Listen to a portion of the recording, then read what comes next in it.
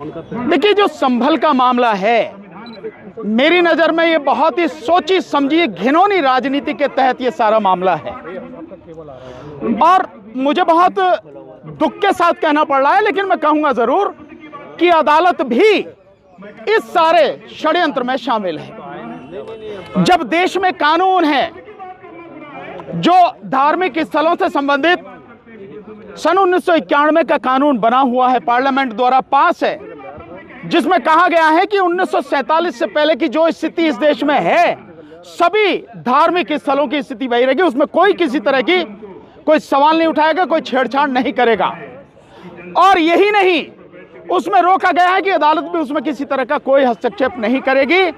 Section 4 में कहा गया कि केवल यही नहीं, भविष्य में भी ऐसी कोई बात नहीं की जाएगी।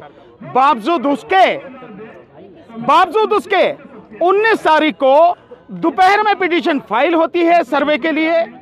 कोर्ट उसी समय जो रेस्पोंडेंट हैं उनको सुने बिना, उनको मौका दिए बिना, जो प्राकृतिक न्याय का एक सिद्धांत है उसको लागू किए बिना, उसी दिन तत्काल आदेश करती है। और बड़े मजेदार बात देखिए कि इधर आदेश पारित हुआ और शाम तक जो है एएसआई के लोग सर्वे करने पहुंच भी गए। इससे ज्यादा और सुनियोजित षड्यंत्र और क्या होगा, घिनौना षड्यंत्र क्या होगा, क्योंकि उन्हें मालूम है कि अदालत जा रहे हैं, वहां से आदेश मिलेगा और आदेश मिलेगा तुरंत उसे लेकर वहां पहुंच जाएंगे।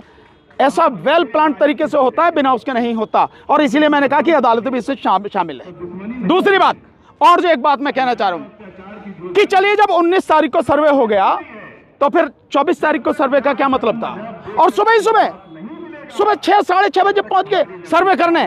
और उसके बाद में जो हुआ, 5 नौजवान बच्चे जो हैं हमारे, उनकी जान चली गई, हत्या की गई उनकी। मैं सीधा कहूंगा, उनकी हत्या। पहले सवाल का जवाब ले लीजिए यार, इसीलिए मैंने आपसे कहा पहले जवाब आने दो, उसके बाद में जो आप सवाल पूछना।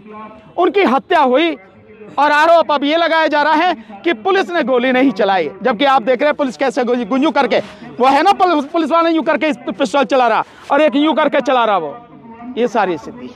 लेकिन पुलिस कमिश्नर ने इनकार किया है सर कि पुलिस की गोली से आपने कभी देखा है कि कोई अपराधी ये कहता हो कि मैंने अपराध किया है? सर, खुदाई का जो मसला है कि जो एएसआई खुदाई कर सकता है कि नहीं कर सकता? नहीं कर सकता। जो संविधान में जो कानून है बना हुआ 1991 का, वो किसी को भी इजाजत नहीं देता कि आप उसमें एक कदम भी रखें इस नियत से कि आप उसका सर्वे कर रहे हैं या कुछ कर रहे हैं। वो कानून पूरी तरह से रोकता है। कानून कैसे सर्वे से पता कैसे लगेगा कि क्या पता लगाना है आपको? जब संविधान ने कह दिया, जब इस देश के कानून ने कह दिया कि 1947 से पहले की जो परिस्थिति है वो उसमें कहीं भी कोई भी उस पर कोई सवाल नहीं होगा, कोई छेड़छाड़ नहीं होगी, फिर क्या पता लगाना है आपको? कौन होते हैं आप पता लगाने वाले? एएसआई कौन होता है? तो क्या इसके पीछे कोई बड़ी साजिश नजर? मैंने बताया, बाकायदा साजिश है और बड़ी घिनौनी साजिश है। और अगर ये साजिश नहीं होती तो पिटीशन पड़ा, विपक्षी को मौका दिए बिना आदेश हो गए और आदेश तुरंत लागू हो गया। यहाँ सालों साल आदेश पड़े रहते हैं, धूल चाटते रहते हैं, मिट्टी लग जाती है उन पे, अधिकारी कभी गौर ही नहीं करते। और यहाँ तो पहले से तैयार बैठने, सांझ को ही पहुंच गए वहां। और क्या चाहिए? षड्यंत्र कैसे होता, मिली भगत कैसे होती है, ये सब कुछ सामने है। और 24 तारीख को क्यों किया गया, इसका भी एक कारण है। 24 तारीख को इसलिए किया गया कि 23 तारीख को बेईमानी से जो बीजेपी जीत कर आई है चुनाव में, विशेषकर अगर उत्तर प्रदेश में कहूं तो 9 जो उपचुनाव में सीटें थी, उन पर में 7 सीटों पर जिस तरह से जीत के आई है, ऐसी गुंडागर्दी आपने पहले कभी नहीं देखी होगी। मुस्लिम समाज के लोगों को रिवॉल्वर से डराया गया, रोका गया। कुंदरकी में जाटव समाज के लोगों को, यादव समाज के लोगों को, मुस्लिम समाज के लोगों को वोट डालने से रोका गया। ऐसी गुंडागर्दी आपने देखी कभी? इलेक्शन कमीशन क्या था, कहां था वो? कौन से बिल में घुसा हुआ था? कौन सी रिश्वत लेके चुप बैठा था? कौन सी वफादारी निभा रहा था? जब उसकी जिम्मेदारी है देश के संविधान को बचाने की, जब उसकी जिम्मेदारी है कि निष्पक्ष चुनाव हो, स्वतंत्र और पारदर्शी चुनाव हो, क्या कर रहा था वो? इसलिए ये सब कुछ सोचे समझे साजिश के तहत हो रहा। कहा जा रहा है पुलिस की तरफ से संभल का क्या ऐसा भी आरोप? यार इन्हें तो पूछ लें दो, आपने पूछ लिया। सर, कहा जा रहा है पुलिस की तरफ से कि पत्थरबाजी की गई थी, उसको कंट्रोल करना। आप बहुत सिंपल सी बात है कि जो पत्थरबाजी का आप आरोप लगा रहे हैं, मैं मानता हूं कि पत्थरबाजी हुई है, पर शुरुआत किसने की है? वो क्यों शुरुआत हुई है? पत्थरबाजी की क्यों शुरुआत हुई है? आप जाओगे और एक धार्मिक स्थल में कानून को जो है धता बताते हुए, पैरों तले कुचलते हुए आप बिल्कुल गैर कानूनी, गैर संवैधानिक काम करोगे। और उसके बाद जो आपसे पूछा जा रहा है आप उसका जवाब नहीं दोगे। लोग इकट्ठे हो जा रहे हैं तो उन्हें हटाने के लिए आप गोली चलाने, और लोग पत्थर चलाने तो आप कह रहे हैं पत्थरबाजी। गोली क्यों चलाई गई भाई? पत्थरबाजी से पहले आप इसका जवाब दो कि गोली क्यों चलाई गई। पुलिस अगर गोली चलाती है तो गोली उसी स्थिति में चलाती है जब देखे कि काबू में नहीं हो सकते, उससे पहले लाठी चार्ज होता है, उससे पहले चेतावनी दी जाती है, और गोली भी चलाई जाती है तो घुटनों से नीचे मारी जाती है ताकि जो है डर के भाग जाए या वो चलने के काबिल ना। ये एक तरीका होता है। आप सीधे सीधे, यार पहले जवाब तो सुन लो, सीधा सीधा आप गोली चला रहे हो और आप कह रहे हो कि मतलब पत्थरबाजी हुई है। क्या वो जो लोग हैं दिमाग खराब है उनका? उनमें समझ नहीं है कि वो क्या कर रहे हैं क्या नहीं कर रहे हैं।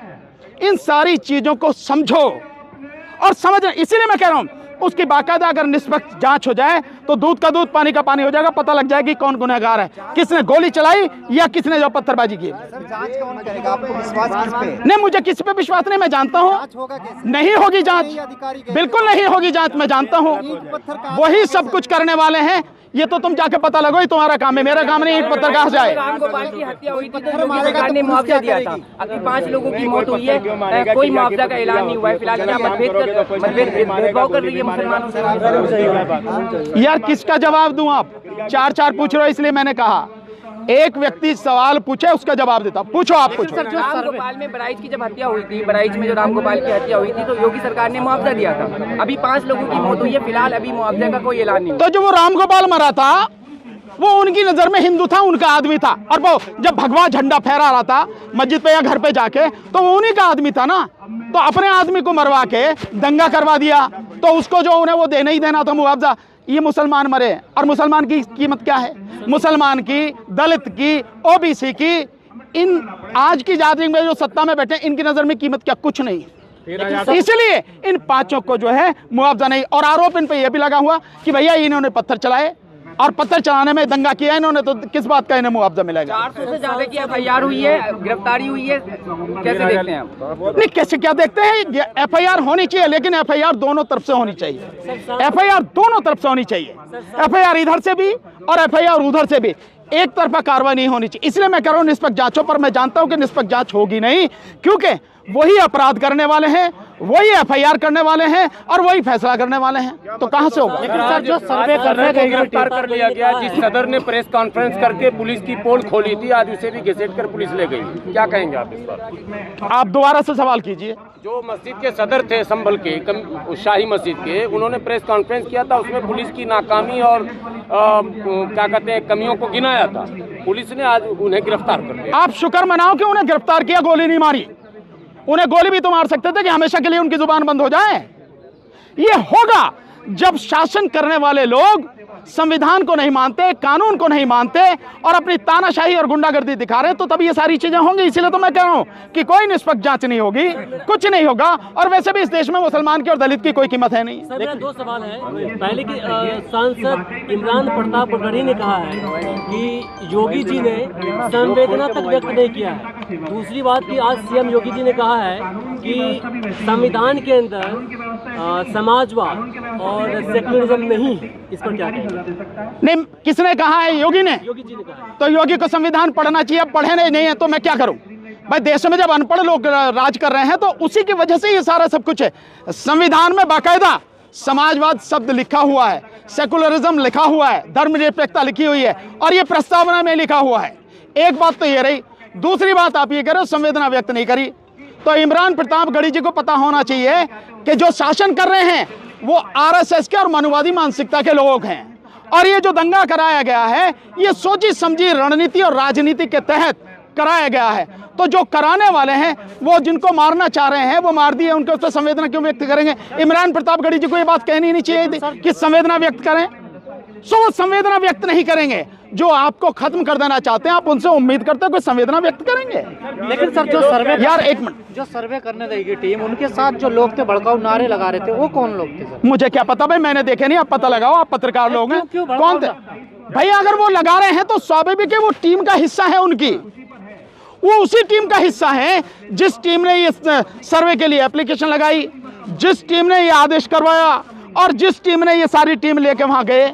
और वो जय श्री राम के जो नारे लगा रहे हैं एएसआई वालों को तत्काल मुअत्तल कर देना चाहिए। किसी भी सरकारी अधिकारी कर्मचारी को किसी धर्म विशेष की बात करना और जब वो ड्यूटी पर हो तब बिल्कुल भी ठीक नहीं, गलत है।